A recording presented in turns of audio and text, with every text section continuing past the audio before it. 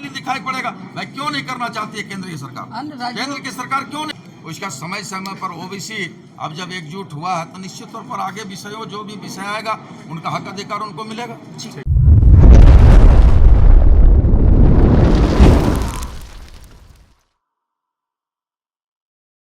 सुने और तभी हम लोग को प्रशस्ति पत्र प्रदान किया जाएगा। कुमार दिनेश कुमार थोड़ा सुधा मार्टिन विश्वविद्यालय कीजिए। खेल जगत में नया कीर्तिमान स्थापित किए हैं दिनेश सर के पुरोधा रहे हैं श्री शिव नारायण साहू जी, प्रगतिशील कृषक हैं। मंत्री महोदय के कमलों से जो है प्रशस्ति पत्र प्रदान किया जाए। अपने भावनाओं को, अपने पीड़ा को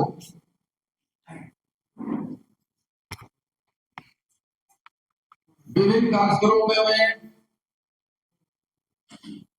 कैसे पाए उसके लिए चर्चा परिचर्चा लोगों ने किया। आज उसी कड़ी के परिप्रेक्ष्य में आज यहाँ पे भी एक कार्यक्रम हुआ। कई पूर्व वक्ताओं ने अपने उद्गार व्यक्त किया जो है हम कब तक थके और चले गए, कब तक हम अपने अधिकार के प्रति जो लड़ाई लड़ रहे हैं वो अधिकार हमको कब तक मिलेगा। तो मेरे भाइयों, मंच में मंचासीन जितने लोग हैं या सभागार में जो लोग उपस्थित हैं, एक इतिहास रहा है। चाहे वह देश आजाद हुआ हो, देश आजादी के इतिहास हो, चाहे झारखंड अलग होने के इतिहास हो, एक इतिहास रहा है कि जब तक आपकी आवाज बुलंद नहीं होगा तब तक आपका अधिकार और हक आपको नहीं मिलेगा। ये इतिहास है। हम धन्यवाद और आभार व्यक्त करेंगे अपने राष्ट्रीय ओबीसी अधिकारी कर्मचारी मोर्चा का। आपने जो बिल्कुल फूका है, आपने जो शुरुआत की है, आपने जो प्लेटफॉर्म तैयार किया है, ये राज्य के कोने कोने में जाए, उन दबे कुचले ओबीसी मोर्चा के बीच में जाए और सार्वजनिक संकल्प और सार्वजनिक निर्णय लेकर के जिस दिन हम सब लोग आगे बढ़ेंगे, कोई ताकत नहीं आपके अधिकार और हक को। इसलिए मैंने कहा ओबीसी संगठन एक इतनी बड़ी संगठन है, इतनी बड़ी आबादी है, इतनी बड़ी ताकत है, उस ताकत को शायद हम सब लोग नहीं पहचान पा रहे हैं। जिस दिन हम अपनी ताकत, अपनी ऊर्जा, अपनी क्षमता को पहचानेंगे, मैं ईमानदारी पूर्वक करता हूं, जिस दिन हम अपनी ताकत, अपनी क्षमता, अपनी ऊर्जा को पहचानेंगे, कोई ऐसा अधिकार नहीं, कोई ऐसा अधिकार नहीं जो हमें नहीं मिल पाए और कोई ऐसा ताकत नहीं जो हमें अपने अधिकारों से वंचित कर पाए। कोई हम लोग देखे हैं अमूमन जब क्षेत्र में जाते हैं, हम राज्य का भ्रमण करते हैं, आज यहाँ पर कार्यक्रम दिए तो कई कार्यक्रमों में यहाँ उपस्थित हुए कई लोग सराहना करते होंगे, कई लोग इसका आलोचना भी करेंगे। हमको आलोचकों की चिंता नहीं है, आलोचक आलोचना करते रहे, हमको आलोचकों की चिंता नहीं है। चिंता किस बात का है कि आलोचना में बेहतर होता है, आलोचना लोकतंत्र की खूबसूरती हो सकता है, लेकिन आलोचना जरूर करो मेरे भाई, लेकिन टांग मत खींचो, हाथ खींचने का काम करो, हाथ खींचो। और जिस दिन एक दूसरे का लोग हाथ खींचना शुरू करेगा, मैंने कहा पूर्व में कोई ताकत नहीं आपके अधिकारों से आपको वंचित कर पाएगा, कोई ताकत। अभी हमारे बीच में कई लोग आ रहे थे कि भाई आप भी ओबीसी कमीशन के चेयरमैन थे, मैं 8 महीना का रहा था। मैं अपने भाइयों को बता देना चाहता हूँ कि मुझे और ये हमारी सरकार की देन है कि जहां 24 वर्ष राज्य गठन का हुआ था, 24 वर्ष, और मुझे 8 महीना को ओबीसी कमीशन का चेयरमैन बनने का अवसर प्राप्त हुआ।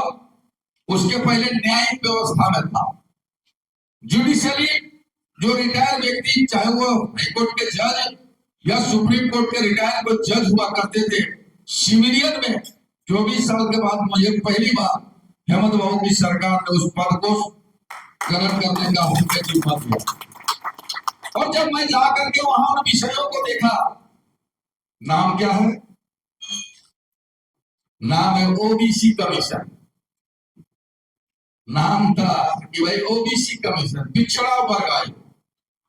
लेकिन जब हम फाइलों को पलटने लगा, जब दस्तावेजों का अवलोकन किया, जितने कर्मचारी और अधिकारी थे उनसे जब परिचर्चा किया, तो यह ज्ञात होता है, यह बोध होता है कि साहब ये तो पिछड़ा वर्ग आयोग जरूर था, ओबीसी कमीशन जरूर है, लेकिन कभी ओबीसियों को यहाँ अपने हक अधिकार पाने के लिए, और अगर कोई आया भी तो उसको कभी कोई सम्मान उसकी बात को भी सुनने का जरूरत नहीं समझा था। ये 24 सालों में ये कमीशन के बाद हमने कहा भाई क्या करता था, लोग जब आते थे कोई आवेदन लेके तो लाल बत्ती जला रहा था, नहीं मिलेंगे, यही कहानी था वहां का, नहीं मिलेंगे, अभी समय नहीं है। कोई चूंकि जिस पद में वह जो पद है ओबीसी कमीशन का, वो एक स्वतंत्र इकाई है। हमारे जज साहब रिटायर साहब बैठे हुए समझते होंगे, एक स्वतंत्र इकाई, उसमें प्रतिबंध नहीं है कि आपको आगे चेयर में बैठना ही है। तो लोग, कई लोग आते थे, बैठते थे, कई लोग सफर करते थे, लोग आना जाना करते थे, किसी से कोई मुलाकात नहीं होता था। जो पॉलिसी, जिस उद्देश्य की पूर्ति के लिए जो कमीशन का गठन हुआ है, वह कमीशन उस उद्देश्यों से भटक गया था, और उस उद्देश्यों की पूर्ति के लिए कभी उस चेयर में बैठने वाले चेयरमैन कभी ओबीसी का हक का कोई अधिकार का बात नहीं किया। जब मैंने 8 महीने के कार्यकाल में पन्नों को पलटा तो देखा कि भाई साहब, दूसरे राज्यों में ओबीसी के लड़कों को, ओबीसी के छात्रों को आयु सीमा में छूट 3 वर्ष, कहीं 4 वर्ष, कहीं 5 वर्ष का, हमारे यहाँ 1 वर्ष का आयु सीमा का छूट था। हमने उसको संशोधन करने के लिए पत्र लिखा, माननीय मुख्यमंत्री जी को पत्र लिखा कि भाई आप आयु सीमा का संशोधन अब किया जाए, यहाँ 3 साल का कम से कम आयु सीमा का छूट दिया है। जैसे कि आप लोग विद्यालय में छात्रावास नहीं है, कई जगहों पर छात्रावास नहीं, जरूरतें हैं पर छात्रावास नहीं है। हमने उस दिशा में भी काम किया, उस दिशा में भी हम लोग पत्र लिखे माननीय मुख्यमंत्री जी को, कार्मिक विभाग को, कि भाई आप यहाँ पर ओबीसी के लोगों को छात्रावास मुहैया करना है। हमने ट्रिपल टेस्ट का शुरुआत किया। आज हमारे पद पर जानकी बाबू है उसी पद पर, और ट्रिपल टेस्ट का उसको शुरुआत हमने किया। कई अधिकारी, कई कर्मचारी, कई जगहों पर हम लोग भ्रमण किए, उसका वस्तु स्थिति का आकलन किए, और तत्पश्चात आज देखिए आज ट्रिपल टेस्ट हो गया। आज आरक्षण के बाद उस चुनाव को आगे हम लोग बढ़े। तो मैं इस बात को कह रहा हूं कि जितने लोग यहाँ पर बैठे हुए, मैं फिर एक बार कहता हूँ, अपनी ताकत को पहचानिए। यहाँ कोई सहज और स्वाभाविक लोग या आम लोग बैठे हुए नहीं है, समाज के कई हुआ साथी, चाहे जिस समाज के हो, एक ओबीसी वर्ग में हर है, चाहे समाज कोई हो, एक समाज है हम लोग को ओबीसी वर्ग। ये ओबीसी वर्ग जिस दिन अपनी ताकत, अपनी क्षमता, अपनी ऊर्जा, और यहाँ पर बैठे लोग कोई, मैंने कहा कि कोई सहज और स्वाभाविक या आम लोग बैठे नहीं है, अपनी एक ताकत है, अपनी एक पहचान है। उस ताकत के साथ जिस दिन हम लोग आगे बढ़ेंगे, हमको अपने हक से वंचित कोई नहीं कर पाएगा। किसी की ताकत नहीं है कि हमको अपना हक से वंचित कर पाएगा। मेरे भाइयों, मेरे बहनों, हम और समाज जिस व्यवस्था के साथ, जिस सोच के साथ, जिस विचारधारा के साथ ओबीसी समाज आगे बढ़ा है, मैं एक राज्य सरकार का मंत्री हूं, हर समय मैं यह समाज को विश्वास दिलाता हूं कि तत्परता के साथ आपके साथ खड़ा रहूंगा। जो भी विषय होगा, जो भी विषय मेरे संज्ञान में होगा या आपके द्वारा लाया जाएगा, हम आपके साथ कदम से कदम मिला करके चलेंगे। यह आपको विश्वास दिलाते हैं कि कभी भी आपकी मान सम्मान स्वाभिमान पर ठेस नहीं पहुंचने देंगे। नहीं, कहना बहुत कुछ है। अभी कुछ भाई लोग कह रहे हैं भाई किसी की आबादी शून्य है, उसके बाद भी 10% आरक्षण मिल गया। अभी आप लोग सोचिए, इसके पहले भी सरकार आपको हक देने का काम किया था, हाईकोर्ट में लोग जाके TIL किए थे, इसी झारखंड हाईकोर्ट में TIL किए थे, याद कर लीजिए। उसके बाद सदन में दो दफा आपका आरक्षण के लिए 27% तय हुआ, निर्णय हुआ, सदन से पारित हुआ। महामहिम राज्यपाल ने भी उसको केंद्र के पास भेजा। आज फाइल कहां पड़ा हुआ है? हमने हमारे ओबीसी कमीशन के लोग जाते थे, हमने कहा फाइल गृह मंत्री में पड़ा हुआ है, गृह मंत्रालय में पड़ा हुआ है। जिस दिन गृह मंत्रालय केवल अनुमोदन के लिए, 9वीं सूची का अनुमोदन के लिए महामहिम राष्ट्रपति के यहाँ भेजेगा, केवल भेजना। लेकिन आपके अधिकार को समझिए, छीनने का नहीं मिले, उसके लिए आज 1 साल से केंद्रीय गृह मंत्रालय पास वो फाइल दबा हुआ है, पड़ा हुआ है।